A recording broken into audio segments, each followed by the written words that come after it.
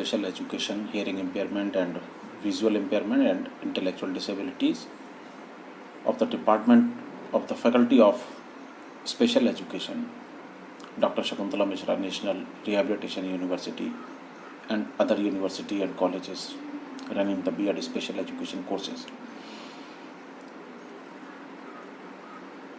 जिस तरह हम पिछले कुछ दिनों से क्लासेस को कंटिन्यू कर रहे हैं ऑनलाइन, उसी कड़ी में आज का लेक्चर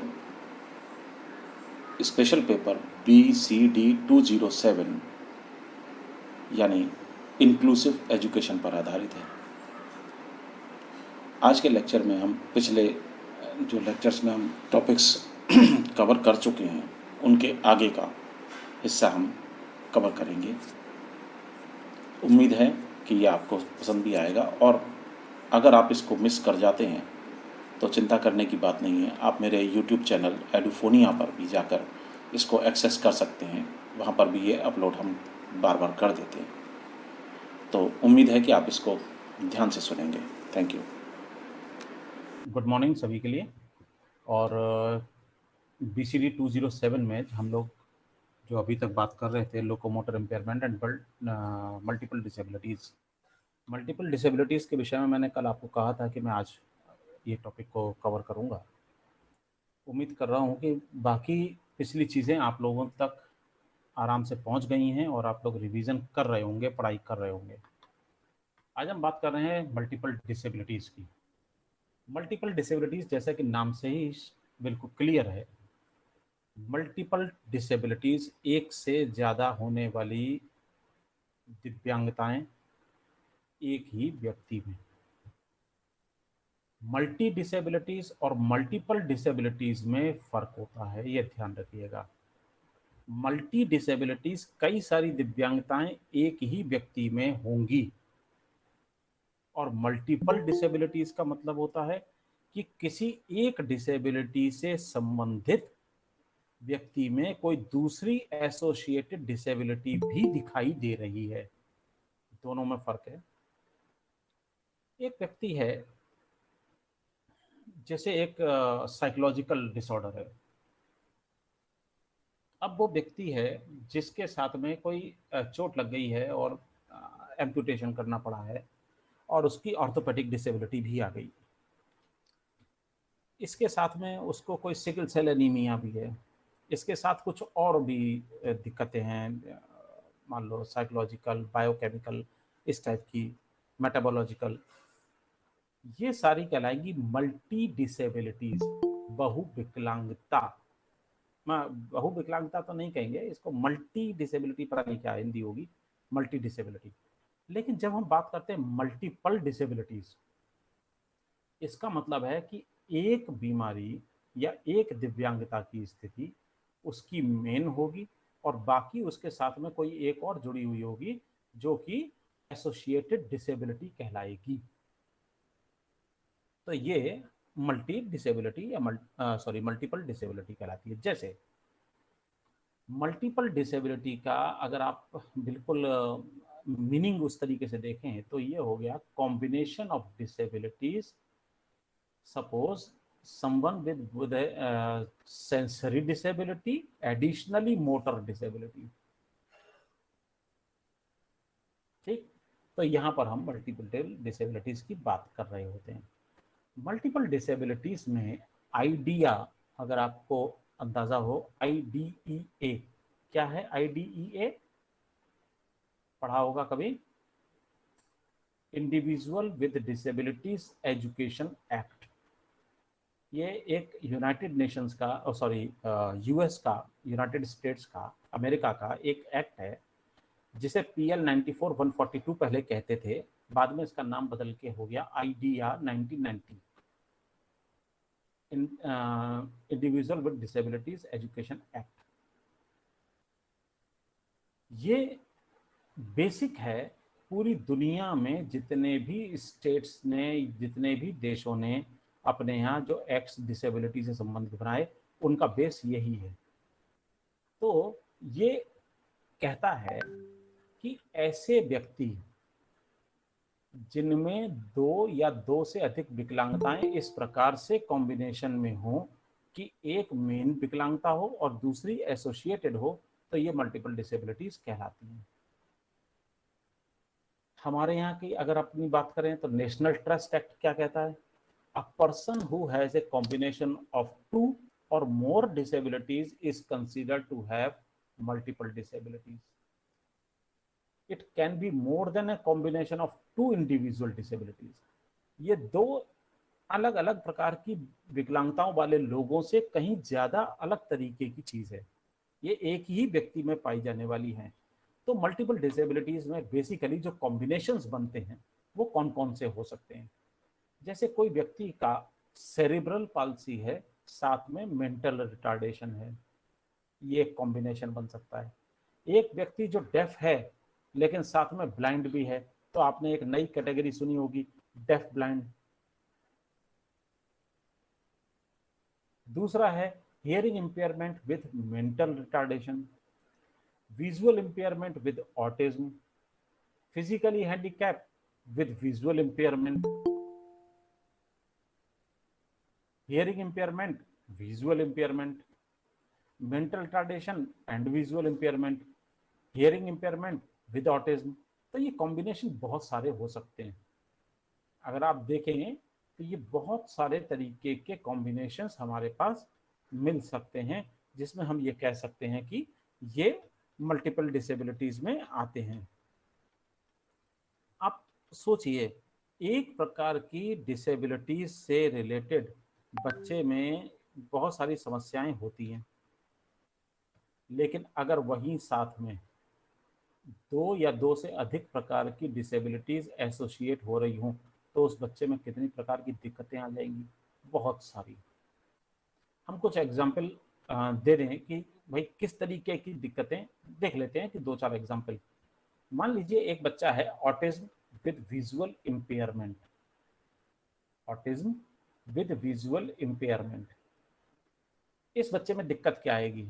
ऑटिज्म वाले गुण तो या उसकी दिक्कतें तो रहेंगी ही, साथ में विजुअल इंपेयरमेंट से संबंधित चीजें भी वहां पर आ जाएंगी, जैसे difficulties in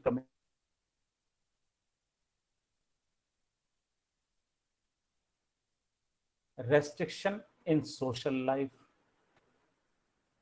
repetitive activities like clapping या बेंजिंग ऑफ हेड, ये सारी की सारी चीजें इस बच्चे में दिखाई देंगी, क्योंकि ऑटिज्म के कारण से जो लक्षण है वो तो दिखाई दे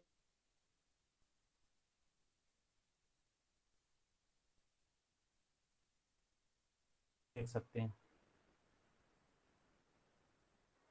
visual impairment with mental retardation, तो विजुअल इंपेयरमेंट के लक्षण मेन है और मेंटल रिटार्डेशन के एसोसिएटेड कंडीशन है, तो वो भी आपको दिखाई देगा, जैसे आईक्यू लो हो जाना, सोशल डेवलपमेंट पुअर होना, difficulty in understanding, simple concept को भी समझने में दिक्कतें होना, मेंटल रिटार्डेशन के कारण से सब कुछ हो रहा है।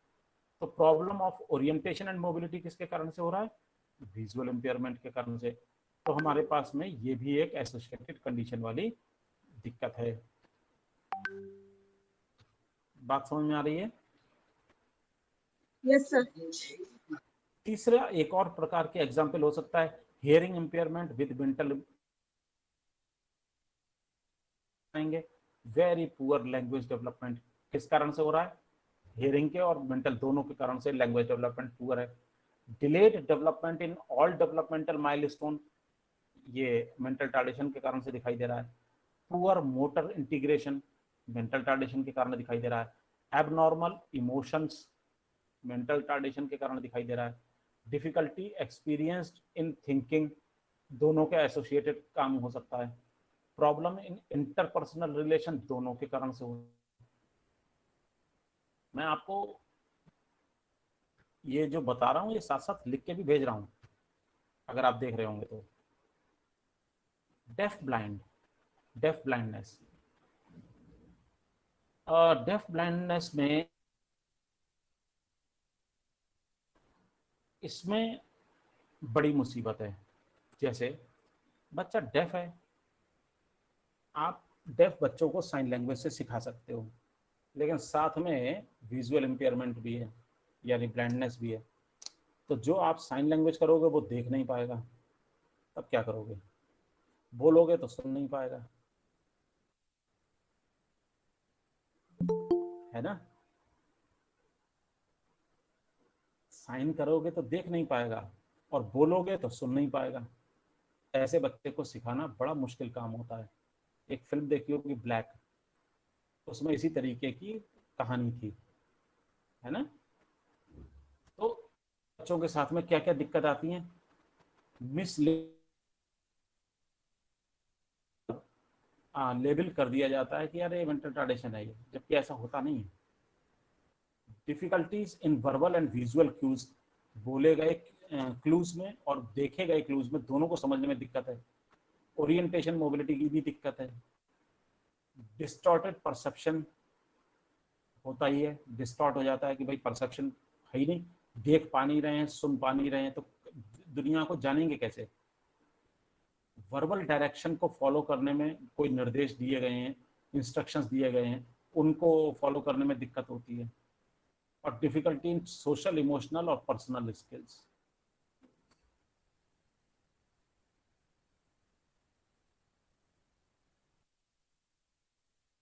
अप्रोच के जरिए सिखाया जाता है, यानी छू कर, हर चीज को उनको छू कर बताया जाता है, तब ये चीजों को समझ पाते हैं। बड़ा सर मुश्किल अगर काम है। अगर बाई बर्थ कोई बहिरांत है तो उसको हैंडल करना बहुत डिफिकल्ट होता होगा सर। वही वही बहुत मुश्किल है, बहुत मुश्किल है। आप सोचिए कि एक प्रकार का की दिव्यांगता को आप लोग जूझ रहे हैं उससे अपनी जिंदगी में, उसी से पार पाने में आप लोग जानते हैं कि कितनी प्रकार की दिक्कतें आती हैं। साथ में एक और प्रकार की दिव्यांगता भी शामिल हो, बिल्कुल जस्ट अपोजिट, तब आप क्या करेंगे? ये बड़ी मुश्किल और चीज़ हो जाएगी।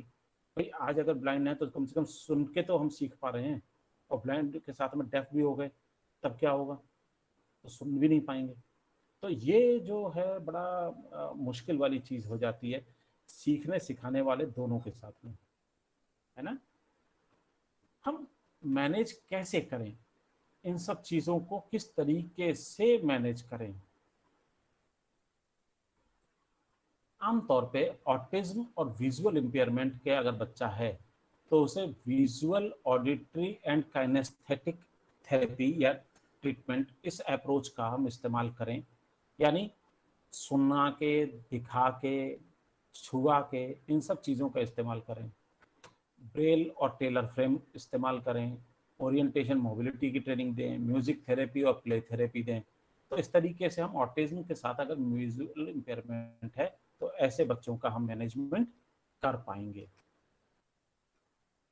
अगर हियरिंग इम्पेयरमेंट और मेंटल रिटार्डेशन है तो हम ऑडिटरी ट्रेनिंग दें, ऑक्यूपेशनल थेरेपी दें, डांस थेरेपी दें, स्पेशल एजुकेशन सर्विसेज दें और असिस्टिव डिवाइसेस दें। अगर इतनी सब चीज़ें देते हैं तब भी हम इनकी मदद कर पाएंगे। इसके अलावा डेफ ब्लाइंड अगर बच्चा है तो हम उसको टीचिंग दें नेचुरल सेटिंग में, लैंग्वेज स्टिमुलेशन दें, ओरिएंटेशन मोबिलिटी की भी ट्रेनिंग दें, ऑडिटरी ट्रेनिंग भी दें, यानी हियरिंग एड लगाने के बाद ब्रेल और ट्रेलर फ्रेम की भी जानकारी उसको दें और ट्रेनिंग दें। रियल ऑब्जेक्ट्स के साथ में सिखाने की प्रयास करें।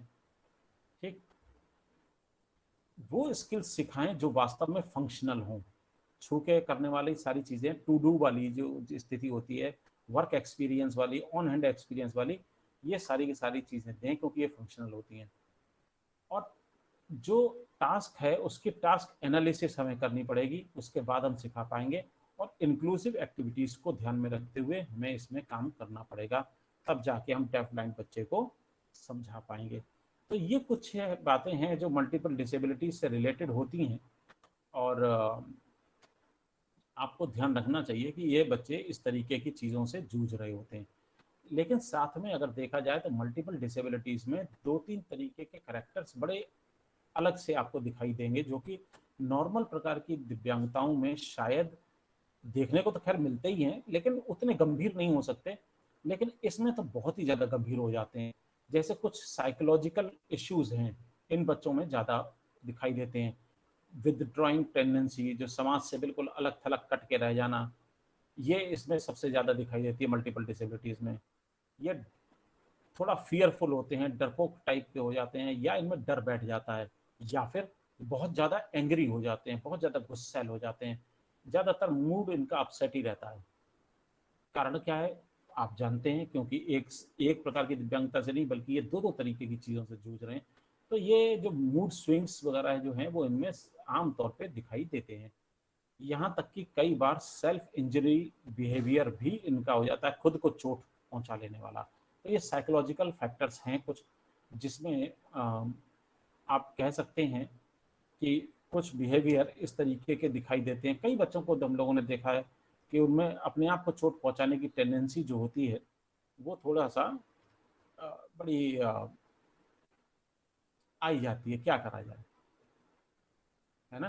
तो साइकोलॉजिकल प्रॉब्लम्स की बात हम लोग कर रहे थे, तो ये इस तरीके से होती हैं। ठीक है, ध्यान में आ रहा है, समझ में आ रहा है? Yes sir. ठीक है, ये मैंने अभी आपको दिया।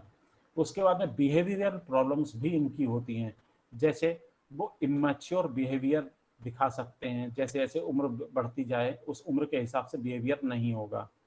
इम्पल्सिव बिहेवियर हो सकता है, फ्रस्ट्रेशन दिखा सकते हैं। इम्पल्सिव का मतलब मैंने जैसा बताया पहले भी, मूड स्विंग होता है, तो उसके कारण से बिहेवियर कभी नरम कभी गर्म होता रहता है। इनमें इंटरपर्सनल रिलेशनशिप बनाने में बड़ी दिक्कतें इनकी आती हैं। दोस्त बनाना, दुश्मन बनाना ये नहीं जानते, आमतौर पर नहीं बनते, किसी से बात ही नहीं करेंगे, अलग बैठ जाएंगे। सेल्फ केयर स्किल्स जो होती हैं बहुत ही लिमिटेड होती हैं। Even activity of daily life living जो होती है वो भी बहुत ही रेस्ट्रिक्टेड होती हैं, है ना। तो ये बड़ा एक दिक्कत वाला थोड़ा सा सौदा है। अगर हम देखें तो चैलेंजेस ऐसा नहीं है कि इन बच्चों के लिए ही है।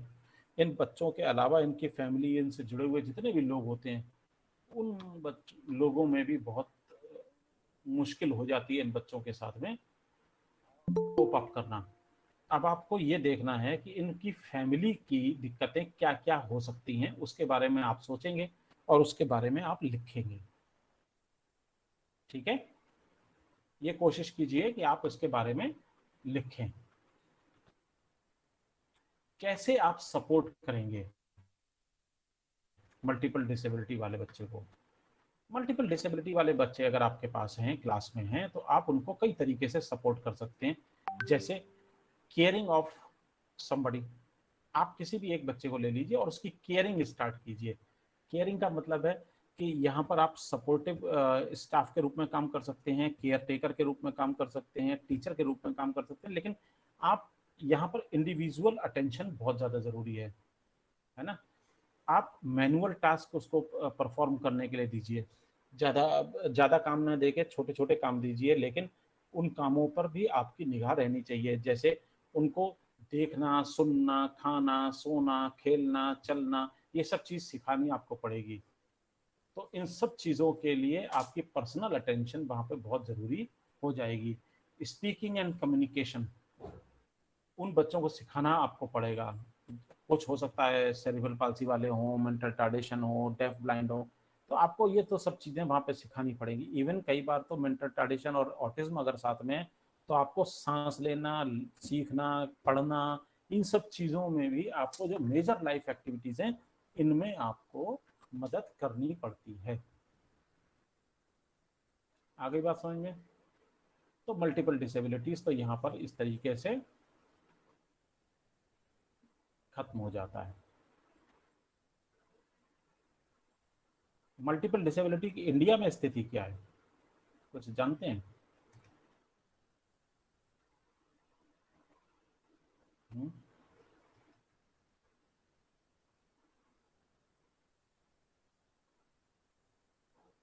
इंडिया में मल्टीपल डिसेबिलिटी को आमतौर पे मल्टीपल डिसेबिलिटी को इंडिया में सेरिब्रल पाल्सी से कई बार मिस इंटरप्रेट किया जाता है। वो कह देते हैं कि जो सेरिब्रल पाल्सी है वही साहब मल्टीपल डिसेबिलिटी है। हालांकि आप एक स्पेशल एजुकेशन के छात्र होने के नज़रिए से ये जानते हैं कि अब ये दोनों चीज़ें साथ नहीं हैं, बल्कि एक मुख्य विकलांगता होगी और एक उसके साथ में जुड़ी हुई विकलांगता होगी, तब हम मल्टीपल डिसेबिलिटी की बात करेंगे। स्पास्टिक्स सोसाइटी वगैरह ने भी इस पर बड़ा काम किया और तब जाके वो लोग अब इस चीज़ों पे काम कर रहे हैं।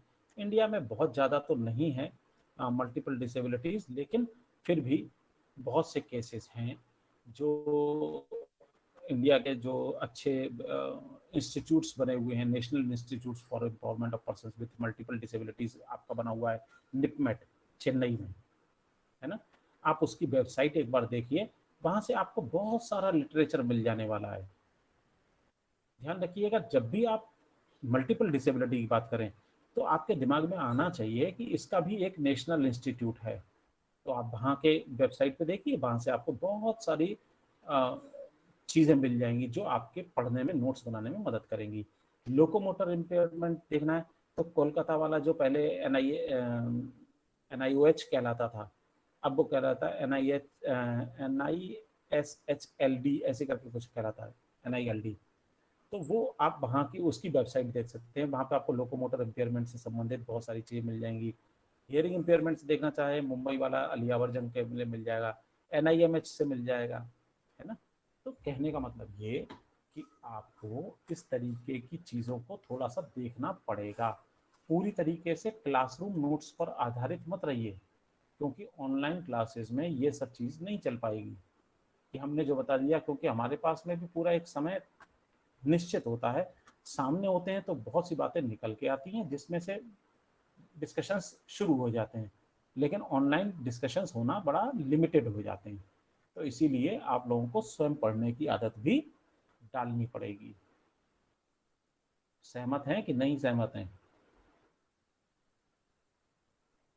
Yes sir. Yes sir. Yes sir, yes sir. और अगर नहीं भी होगे तो मैं क्या बिगाड़ लूंगा तुम्हारा? नहीं, नहीं सर, हम लोग सहमत हैं, बिल्कुल सही बात है आपकी। सहमत इसलिए बेटा होना पड़ेगा क्योंकि प्रॉब्लम आपकी, हमारी सभी लोगों की है ना। ये सर जो आपने इस तरह से समझा ही दिया हम लोगों को कि अब हम लोग थोड़ा थोड़ा रिवाइज करेंगे तो हम लोग को एक बार कंसेप्ट क्लियर हो जाएगा, बस बाकी कोई इसमें बहुत दिक्कत नहीं। ज़्यादा चीज़ें नहीं देखनी पड़ती हैं, लेकिन फिर भी कुछ चीज़ें तो भाई आपको समझ में आ ही जाएंगी। ठीक है, मैं आपको थोड़ा सा, कल मेरे पास में एक वो था मैटर नहीं था। सर, मेरे पास हिंदी मीडियम का HI का बहुत सारा मटेरियल है, किसी भी चाहिए हो तो मैं व्हाट्सएप पे भेज दूंगा। आपस में एक दूसरे से बात कर लीजिए। मैं लोकोमोटर से संबंधित कुछ चीज़ें थी मेरे पास में, वो भी मैं आपको अभी दिए दे रहा हूँ। ठीक है, वो मैं कल असल में उसमें करना भूल गया था। लास्ट वाला जो है वो लोकोमोटर से है, locomotor disability and multiple disability से अब संबंधित हो गया। अब इसके बाद में आपका क्या बचता है बताओ? कुछ बच रहा है? देखता हूँ। आज लग रहा था क्लास नहीं ले पाऊंगा, सुबह कंप्यूटर स्टार्ट नहीं हो रहा था, तो मैंने कहा कि ये क्या हो गया। सर बारिश हो रही है बहुत भयंकर। अच्छा, इधर बारिश तो अभी नहीं है, लेकिन बड़ा अजीब सा है। हाँ, अरे यहाँ पिछले 5 दिनों से बारिश हो रही है सर। एक काम आप लोगों को खुद पढ़ना पड़ेगा। यूनिट 4 का 4.1 यूनिवर्सल डिजाइन फॉर लर्निंग, एक बार इसके विषय में जरा सा पढ़ लीजिए। जी सर, मैं पढ़ा था, मुझे करिकुलम में भी पढ़ना था, मैंने पढ़ा है एक बार सर। हाँ, अगर पढ़ा है तो कल थोड़ा सा और पढ़िएगा। हम लोग जी थोड़ा सा इस पर डिस्कशन करेंगे और आप ही उस डिस्कशन को करेंगे, जिससे ओके कि बाकी लोग भी समझ सकें, और बीच में अगर मेरी जरूरत पड़ेगी तो मैं तो बता ही दूंगा। Okay sir, okay sir. ठीक है, तो हम लोग ओके इस तरीके से भी पढ़ने के प्रयास करें, बिल्कुल सर, बिल्कुल सर। क्योंकि फोर्थ वाला जो यूनिट है उसमें इसी तरीके की कुछ चीजें हैं, वो आएंगी जब सामने आपको, तो आपको पता चल जाएगा। जी सर। ठीक है, तो ओके जिन सर। जिन लोगों ने यूनिवर्सल डिजाइन के विषय में कुछ थोड़ा बहुत भी है उनके पास में, तो यूनिवर्सल डिजाइन के बारे में पढ़िए और कल डिस्कशन के लिए तैयार रहिए। हम लोग एक ऐसे ही डिस्कशन करेंगे।